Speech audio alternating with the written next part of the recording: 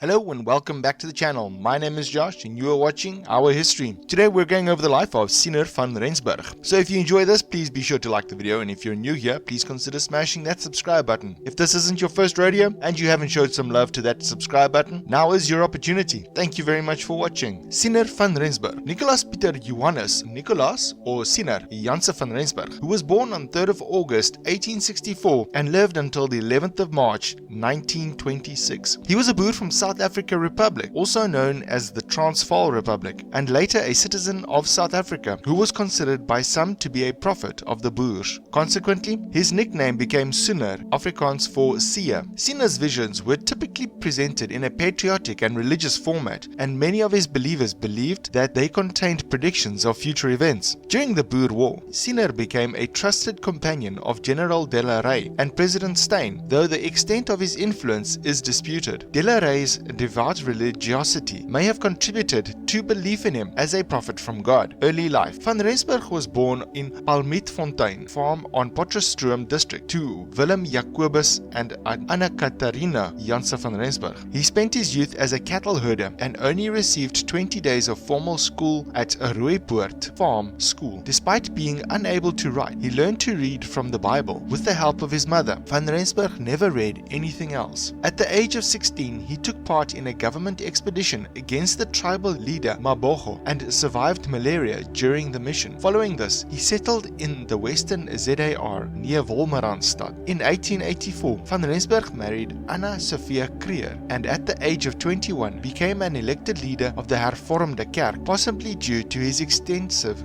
scriptural knowledge. Boer War. During the Second Anglo-Boer War, Van Rensburg and his brother were enlisted under General Sarel P. du Toit. However, Van Rensburg did not participate in the physical aspect of the war. Instead, he claimed to receive a continuous stream of visions and prophecies throughout the war. As Seer would later explain, he believed that a nightly visitor woke him only a day before the outbreak of the war, with the message that his work was dedicated to God. Although his brother fought in the war, Van Rensburg remained unarmed and never fired a shot. Following this vision, Van Rensburg was beset with a fear that would not dissipate. When this disturbed state continued into their sojourn in Kimberley, his superiors sent him home, experiencing no relief. He returned to the siege of Kimberley, where he believed a new vision had revealed to him the defeat and loss of life that the war would bring about. Shortly afterwards, possibly at Graspan, his disturbed state lifted permanently as a soldier was wounded on his side, as, according to Van Rensburg, another vision had forewarned. Van Rensburg then travelled with General Piet Cronje and escaped the encirclement by British forces at Paardeberg. Subsequently, he travelled with different commandos, where a number of apparently accurate predictions established his reputation. A report of his visions attracted the attention of General Rey, who recruited Van Rensburg for his commando. On the 7th of December 1900, General de Wet found himself cornered against the Caledon River, which was in flood, while British forces were assailing his position. Van Rensburg allegedly foresaw the situation at the Caledon River, and his message to de Wet outlined an escape route that was later followed, leading the pursuers to flounder in the torrent which de Wet had just traversed. He was later sent to accompany President Steyn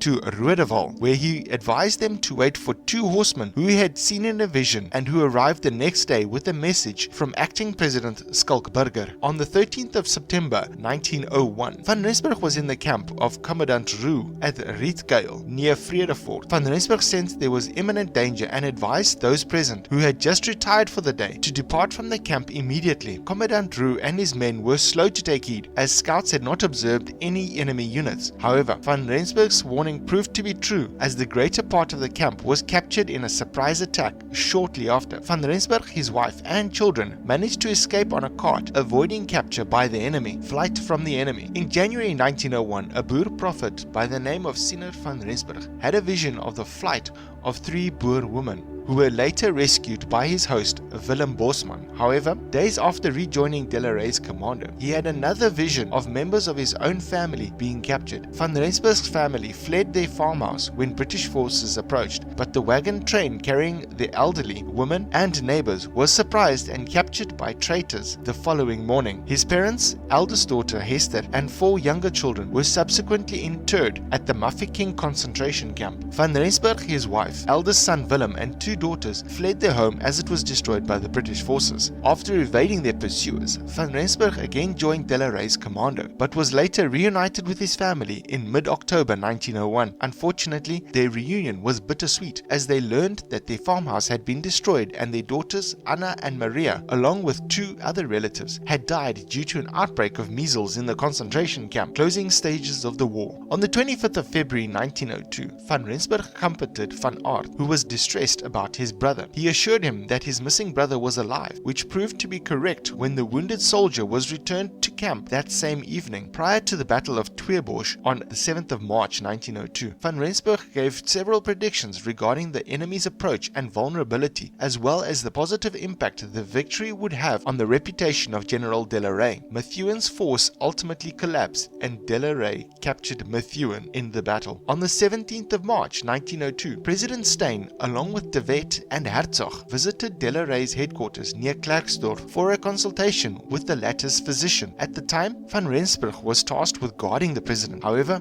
around the 23rd of March, he had a vision of English troops arriving, which the president initially ignored until De la Rey urgently intervened on Van Rensburg's behalf. Finally, on the evening of the 24th, President Steyn departed for Malopo River just in time before British troops arrived at Zedelingsfontein during the early hours of the 25th, capturing two of De la Rey's adjutants. Gaining entry to General Kemp's war council in the Bushveld region, he soon warned them against attacking a retreating enemy, which would leave them vulnerable to encirclement. At the subsequent Battle of Hartsrivier on the 31st of March 1902, some British units did fall back, although some Canadians stood their ground until overpowered by Burger forces. Kemp, though partially or grudgingly heeding the Cedar's vision, was generally reluctant to give him credit. World War I Rebellion. During World War I, the Union of South Africa declared its support for the Allied powers, but not all Afrikaners were siding with them. Van Rensburg allied with the rebels. However, the rebellion faced an early setback when General Koos de la Rey was killed at a police roadblock on the 15th of September 1914. De la Rey was seen as a unifying figure among the rebels in the Boer community, and his death proved to be a fatal blow for the rebellion. The death of General Koos de la Rey played a significant role in the rebellion that occurred in the Western Transvaal. General J.G.C. Kemp, who was en route to meet De la Rey, took charge of the rebel cause and addressed a public meeting on the 2nd of November 1914, along with the influential Van Rensburg, assuring the assembly that his visions indicated safety. Van Rensburg helped to persuade 610 men to join the cause. With conscription looming, the rebel volunteers swelled to 1,800. In his capacity as general, Kemp made the decision to form a company comprising 720 predominantly farmer men, among whom was Van Rensburg and his offspring. The group was tasked with journeying to German Southwest Africa to rendezvous with Main Maritz Company. After enduring a challenging desert journey fraught with numerous hardships, the contingent successfully linked up with Maritz's company on the 29th of November. In the days that ensued, South African forces apprehended insurgent groups led by de Wet and Beyers. Returning to South Africa, the rebels of Maritz and Kemp engaged in several battles with government forces,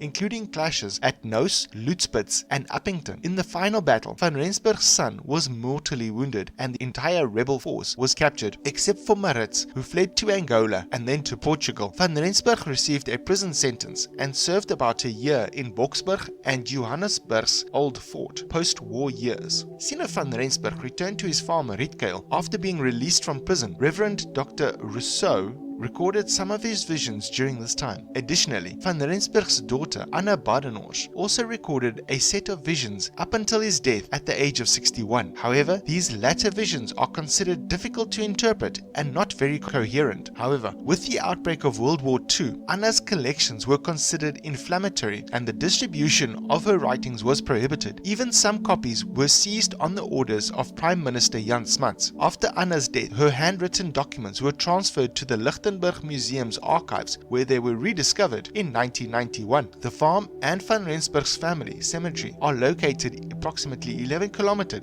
from Ottosdal in the northern province. Visions. As a toddler, Van Rensburg experienced visual hallucinations that were commented on by his mother and seemed to disturb him. General Hertzog, who knew him, described him as being constantly distracted by a plethora of imagery and symbolism. Over the years, approximately 700 visions have been documented. His his visions were often related to the welfare of the Boer, the Netherlands, and Germany. For example, a vision of the sisal plant was interpreted for an important meeting, assembly, or parliament. His visions were interpreted by his followers as predictions of local and international events, such as the death of General Koos de la Rey, the political transition of South Africa, the start of World War I, and the rise of communism. Van Rensburg did not interpret all of his visions, and some have been posthumously applied to recent events as prophecies. Reit's assessment.